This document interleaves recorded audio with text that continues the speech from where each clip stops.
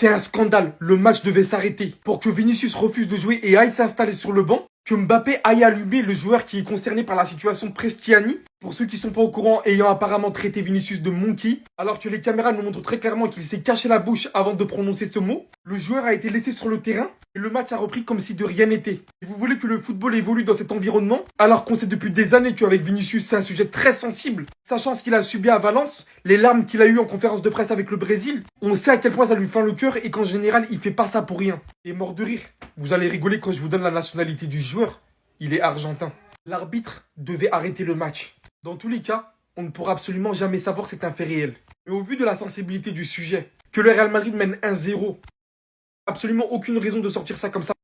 Le match devait pas reprendre ainsi, je suis désolé. C'est un fléau dans le football et ça continue. Tous les jours, tous les week-ends, toutes les semaines, même dans des matchs aussi importants en Ligue des Champions. Vous trouvez ça normal, sérieusement? Qu'un homme carrément, un joueur de foot se fasse insulter de ça?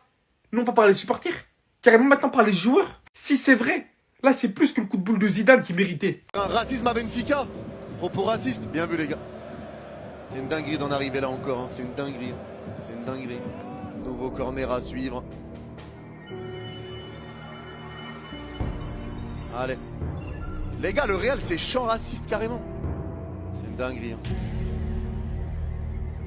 C'est une dinguerie. Je sais pas ce qui se passe, mais c'est une dinguerie vraiment. 6 mètres pour Paris. 6 mètres pour Paris.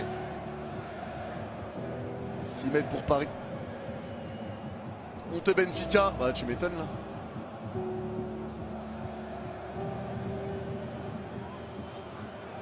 Là tu m'étonnes. C'est Prestiani apparemment. C'est Prestiani qui a dit des trucs racistes. C'est honteux. Moi le but de Vini il est exceptionnel par contre. Hein. Oh là là.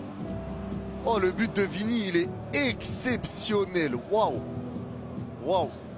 Encore un match qu'on va pas oublier. Tout se passait pourtant bien, mais il a fallu qu'il y en ait un qui vienne ouvrir sa gbève encore. Et avant ça, est-ce qu'on peut parler du Real Madrid? Ça, c'est un Real Madrid discipliné. Je savais pas qu'on pouvait être aussi ordonné. Lors des 10 premières minutes, j'ai eu un peu peur avec une équipe de Benfica qui nous mettait énormément de pression. Ils avaient pris le contrôle du ballon, ça poussait énormément. Et plus le temps avançait, plus on voyait une équipe du Real Madrid qui prenait l'ascendant sur le match. Avec un Kylian Mbappé et Vinicius qui, pendant les 10 premières minutes, avaient l'air un peu bizarre dans le placement. Ils étaient beaucoup trop loin l'un de l'autre. Et finalement, on a su tenir bon pendant le temps faible. Défensivement, on a été impeccable. Rudiger, Tchouaméni, Camavinga, match de patron aujourd'hui en défense. En parlant encore une fois de l'apport offensif de Trent Alexander-Arnold aujourd'hui. À un moment, il a lâché un caviar à Kylian Mbappé qui malheureusement n'a pas su terminer. Kylian Mbappé qui malgré son bon match n'était pas très en réussite devant les buts. Mais heureusement que cet homme-là était là aujourd'hui après son incroyable match la dernière fois en Liga. Là aujourd'hui, il vient remettre ça. Magnifique but de Vinicius les amis, quel enroulé. C'est sa compétition on vous a dit. Malheureusement comme on le connaît, quand il a ce niveau-là, il vient toujours avec des problèmes. Après j'ai envie de dire c'est pas de sa faute, c'est lui là qui a ouvert sa bouche. Je vous laisse deviner son origine. Le gars il sort un propos raciste à Vinicius. Vinicius s'empresse pour aller dire ça à l'arbitre. Et là l'arbitre stoppe le match, belle décision. Apparemment pour vous dire, Vinicius ne voulait plus jouer, il est allé s'asseoir. Après discussion avec tout le monde, il a décidé de revenir sur le terrain. Et là la deuxième mi-temps reprend avec une équipe de Benfica qui avait beaucoup de mal à ressortir du pressing du Real Madrid. Le Real Madrid qui presse haut, alors là j'aurais tout vu.